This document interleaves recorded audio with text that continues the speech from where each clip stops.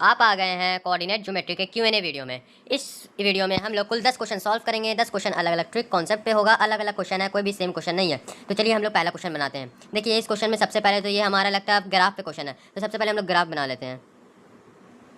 Graph बना लिए, ये एक्सिस है, ये वाई एक्सिस है। बोल रहा है perpendicular distance from a point A from x axis 6 unit.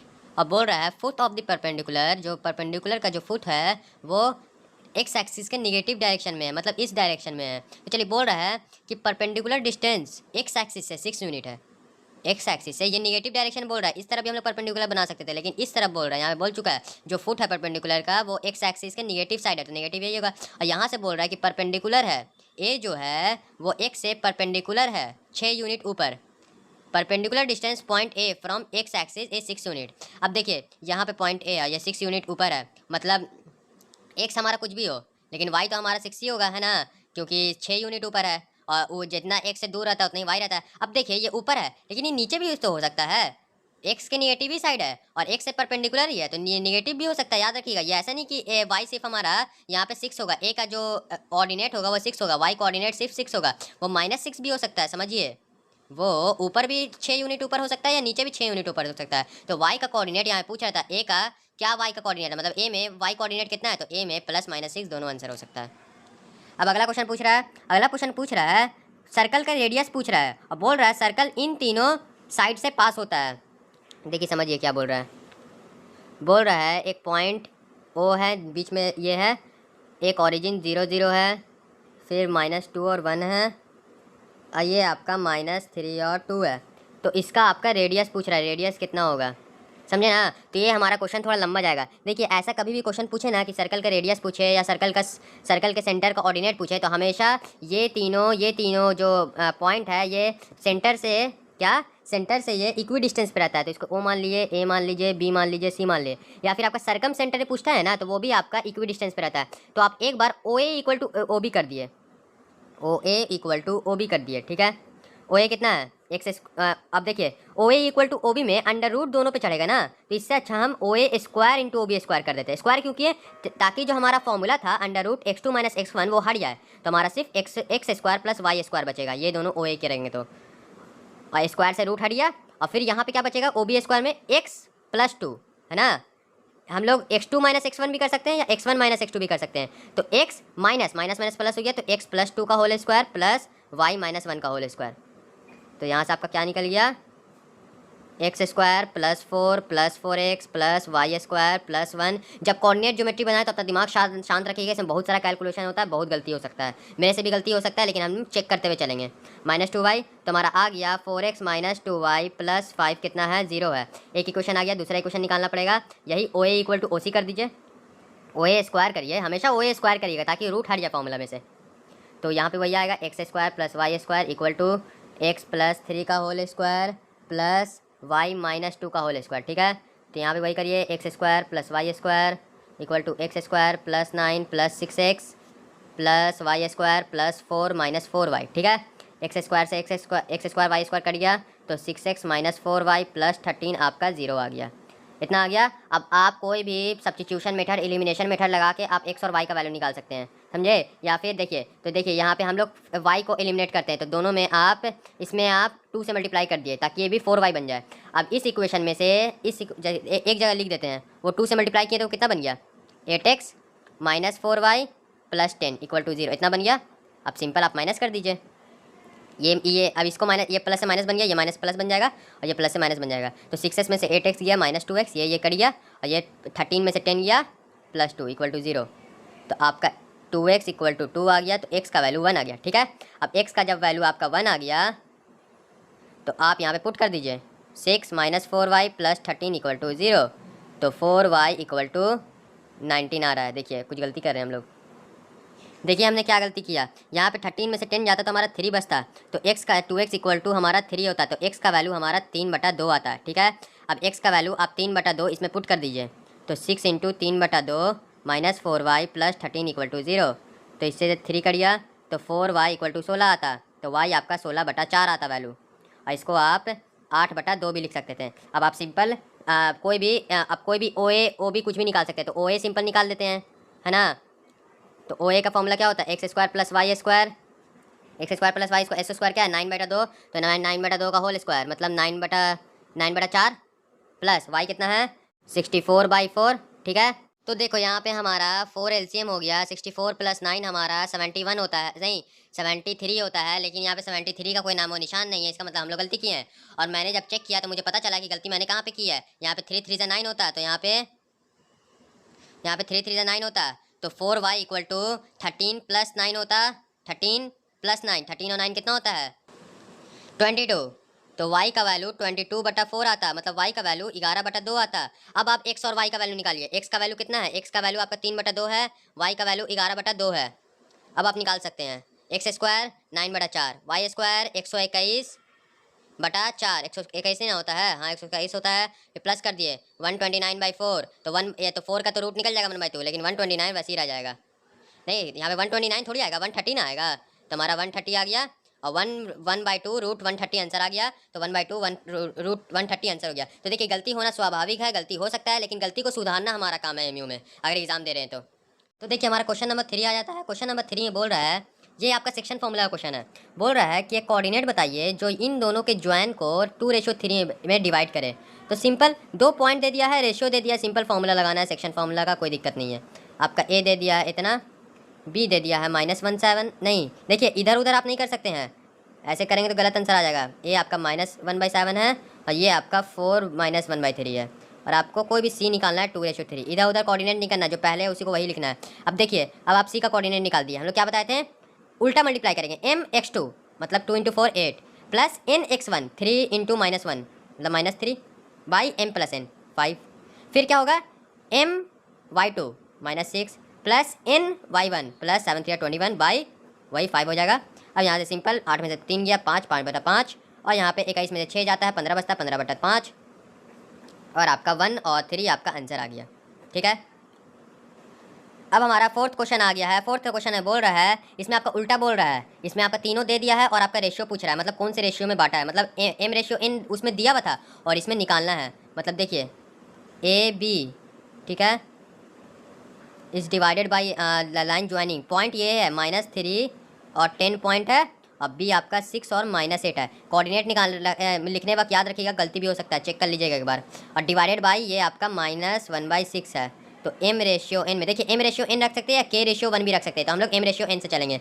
अब वही आप फॉर्मूला में पुट करिए, -1 का फॉर्मूला क्या होता है, -1 equal to m(6) plus n × -3/m+n, ठीक है, यही ना होता है, m(6) प्लस n × -3/m+n। हम लोग सिर्फ -1 पे चलेंगे, 6 निकालने की जरूरत नहीं है, 6 वाला फॉर्मूला लगाने की जरूरत नहीं, इसी में हम लोग का m रेशियो निकल जाएगा।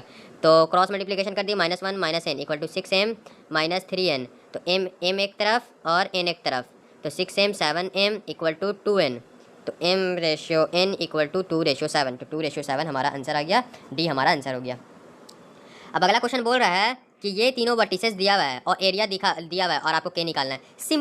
सिंपल क्या करना है हम लोग को, एरिया का फॉर्मूला लगा देना है, एरिया का फॉर्मूला लगा दीजिए। एरिया का फॉर्मूला क्या होता है, हाफ x1 y2 - y3 मतलब -3 - 7 -10 प्लस x2 4 y3 - y1 मतलब 7 - k प्लस x3 मतलब -9 लिख दीजिए, y1 - y2 मतलब k + 3, और इसका एरिया क्या दिया हुआ है 15। अब आपका के नहीं निकलेगा, आराम से निकलेगा के, इसको 2 को उधर भेज दीजिए। ये आपका मोड है कि अगर अंदर नेगेटिव आता है तो वो आपका पॉजिटिव बन जाता है, तो -10 plus 7 4 28 -4k -9k -27 equal to 30, तो आपका आ गया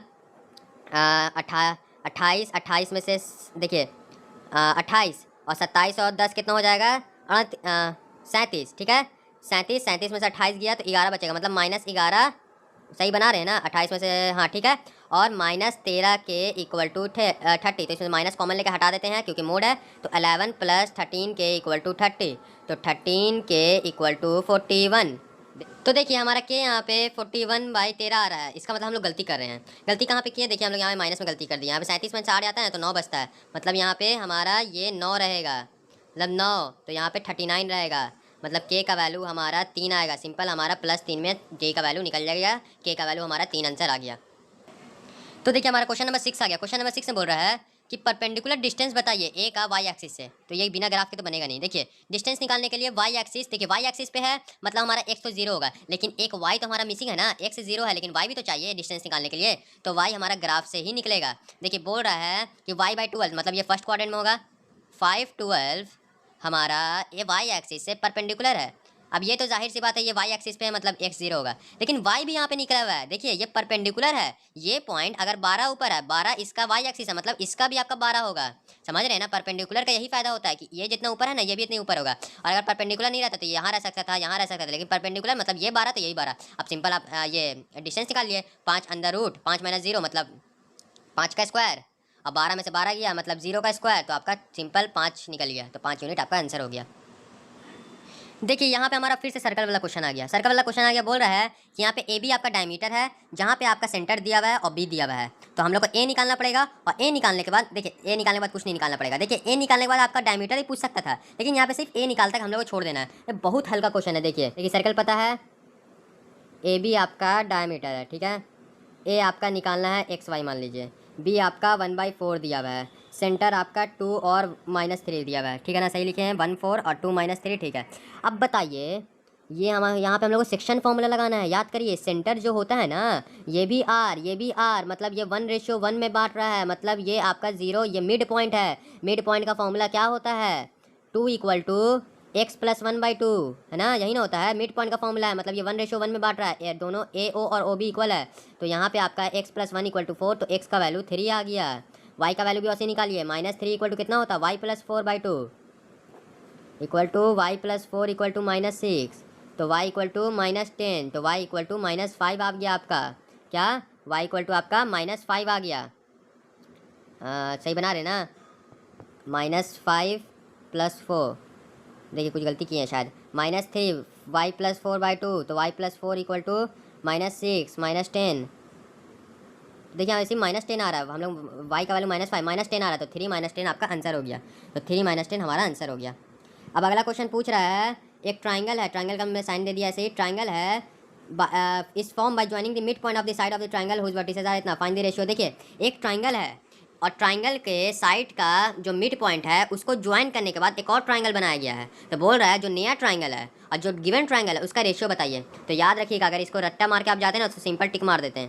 तो देखिए ये आपका 3 आपका कोऑर्डिनेट दे दिया है, ये मिड पॉइंट तीनों मिड पॉइंट है, और ये जो नया ट्राइंगल बना है ना ये हमेशा 1 रहता है और पूरा वाला 4 रहता है, मतलब छोटे वाले का बड़े वाले का रेशियो 1:4 होता है और बड़े वाले का छोटे वाले का 4:1 होता है। तो यहाँ से छोटा और बड़ा का पूछ रहा है तो सी डायरेक्ट टिक मार देते हैं, लेकिन अगर सी नहीं मानना है तो डायरेक्ट आप बड़े वाले का एरिया निकालिए और छोटे वाले का एरिया निकालिए, फिर बढ़िया आगे। तो चलिए हम लोग एरिया से ही बना लेते हैं एक बार। तो देखिए यहाँ पर ये ट्राइंगल है, अब इसका मिड पॉइंट निकाल दीजिए, ये 2 और 0 2 और 2/2 1, यहाँ में 1 है, 1 - 1 0, तो 0/2 0, ठीक है, 2 और 0 0 वही 1, 3 और 1 4, 4/2 2, 0 और 0 वही 0 होगा, 3 में से 1 गया 2 2/2 1 होगा, तो ये हमारा आंसर आ गया, छोटा वाले का निकल गया। पहले बड़े वाले का एरिया निकालते हैं, 1/2 x1 y2 - y3 मतलब 1 - 3 - 2 प्लस 2 y3 - y1 3 + 1, ठीक है, प्लस 0 -1 -1, ठीक है, इतना आपका निकल गया। अब यहाँ पे सिंपल ये और ये तो खत्म हो गया 0 की वजह से, तो यहाँ पे हमारा ये बच गया, तो हमारा 4 आंसर आ गया इसका, ठीक है। अब छोटे वाले का निकालिए, 1/2 1 2 - 1 फॉर्मूला में बेस कर रहे हैं, फिर 1 1 - 0 प्लस 0 0 - 2, ठीक है। अब इसको निकाल लीजिए, 2 में से 1 गया 1, 1 में से 0 गया 1, 2 आया और यहाँ पे 0 बन गया। तो देखिए 2 में से 1 गया 1 - 1, देखिए यहाँ पे 1 ही ना होगा, 1 - 1 0, 1 - 1 1 और 1 × 1 1 ही होगा, तो यहाँ पे हमारा 1 ये आ गया, तो हमारा 1 आ गया। अब देखिए अब छोटे वाले रेशियो क्या पूछ रहा है, ये ध्यान रखिएगा, यहाँ पे रेशियो जो नया बनाए हैं उसके बाद जो पहले से दिया हुआ था उसका पूछ रहा है, मतलब छोटे वाले का बड़े वाले से पूछ रहा है, तो छोटे वाले का बड़े वाले का रेशियो 1:4 होता है, और अगर बड़े वाले का और छोटे वाले का पूछता है तो 4:1 रखते हैं। तो याद रखिएगा यहाँ पे 4:1 1:4 दोनों दिया हुआ है, तो ध्यान रखिएगा हमारा आंसर ये होगा ना कि ये होगा।